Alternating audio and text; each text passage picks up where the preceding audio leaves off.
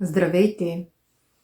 В това видео ще ви споделя каква е разликата между разбирам, приемам и харесвам. Когато ние разбираме нещо, ние го разбираме на ниво ум, т.е. разбираме го логически. Едно дете може да разбере причината защо госпожата му прави остра забележка, защо госпожата е решила да го изпитва, но това не означава, че на него му харесва.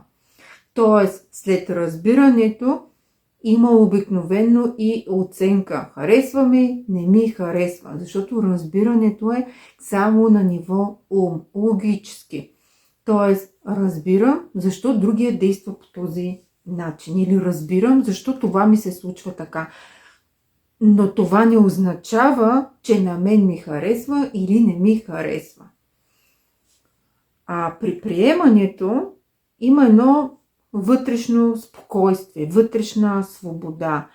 Има едно усещане на приемам нещата такива каквито са. Усещане на лекота, даже бих казала. Тоест, приемам, че това е така. И когато съм съгласна с това нещо и аз го приема, тогава няма вътрешен бунт. А както споделих, има лекота, има свобода. И тогава няма негодование, тогава няма нужда от корекция, тогава няма нужда от бунт. Вали дъжд навън, примерно аз много обичам да се навивам с маша и тогава, ако аз се съглася, ще кажа, т.е. ако приема, че навън вали дъжд, ще кажа да, навън вали дъжд. Но ако има неприемане, ще има негодование, бунт. Как ще вали? Аз 1 час отделих да си навия косата. Това не ми помага обаче да спра дъжда. Но в същото време, когато стоя в това неприемане, аз захранвам това негодование и продължавам да се чувствам зле. Преди години, понеже сега съм завързана коса, се сетих за външния вид да засегна темата, защото тя е ключово важна при нас, жените. Особено пък в днешно време, както масово жените се подлагат на пластични операции и всякакви естетически интервенции. Преди време като тинейджърка въобще не си харесвах ушите. Забележите, казвам харесвах, защото аз съм търсила харесване. А при харесването има оценка. Тоест, аз съм се сравнявала с някой друг или на мен са ми казали, тази оценка са ме дали отвънка, ушите ти много стърчат и аз съм я вземала.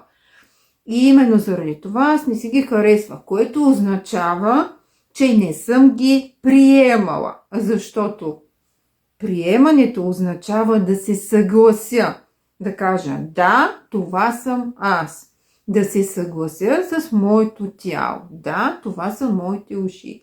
И когато аз се съглася, т.е. приема тялото си такова каквото е, тогава нямам потребност да го променя. Нямам потребност да си крия това, което не харесвам, защото има приемане. И много често жените, бих казала, че почти във всички случаи, които се подлагат именно на такива интервенции и корекции, да се моделират от отвънка, те не се приемат. Тоест, не съм съгласна с това, което съм, с моята външност, и именно заради това избирам, защото смятам, че това ще е по-хубаво да направя това и това с тялото си. Тоест, те не работят с вътрешния си свят, да приемат своето тяло такова каквото е, а стоят в един постоянен бунт на несъгласие, което ги потиква да направят промяна. Тоест, от отвънка да се случи тази промяна. Както в случая аз като тинейджърка много исках да си направя операция на ушите.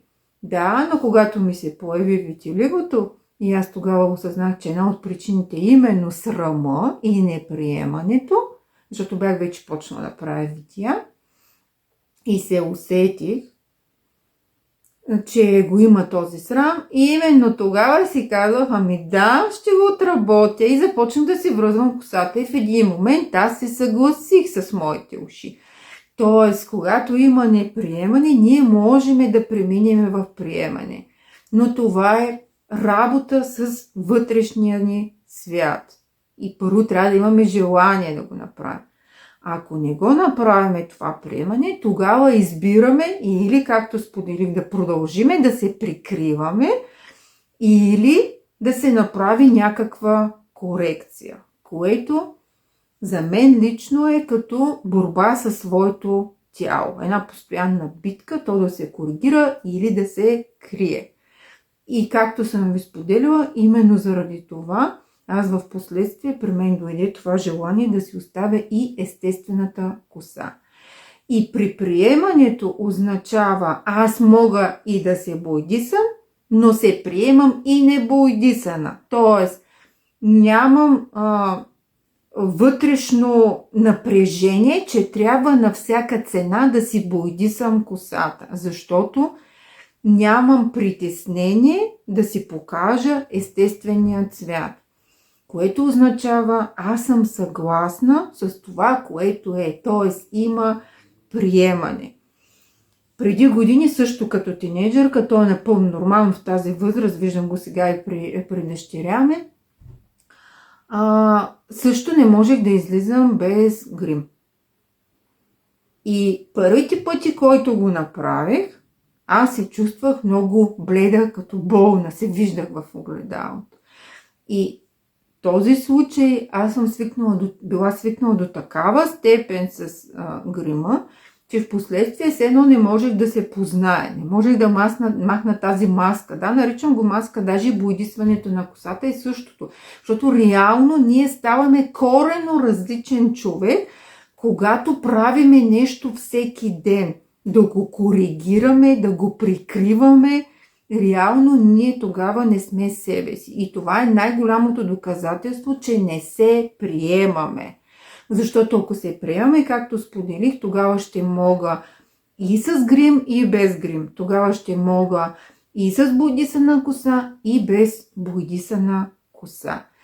Тоест, отново да обобщя, при приемането има съгласие, вътрешна свобода. А при харесването има оценка и обикновено има сравнение с някой друг. Преди години, сега се сещам, една дама беше казала, аз много искам да имам като твоя нос. И някой ден, ако реша да си направя операция, ще искам носа ми да е точно като твоя. Никога не съм знаела, че моят нос е красив. Но според нея той е такъв. Тоест, ето тя прави сравнение и търси харесването, което означава, че или тя е забелязала, че нейният нос е малко по-различен от на другите, или се е впечатлила от на някой друг, че е по-хубав. Има сравнение. Именно от това сравнение идва това желание за корекции. И много често моята дъщеря казва, социалните мрежи са токсични. Точно заради това. Едно време, като ги нямаше такова голямо желание за корекции. И тогава хората не са ходили толкова много на терапия, не са си обръщали внимание на вътрешния свят. Но сега масово се сравняват. И колкото повече човек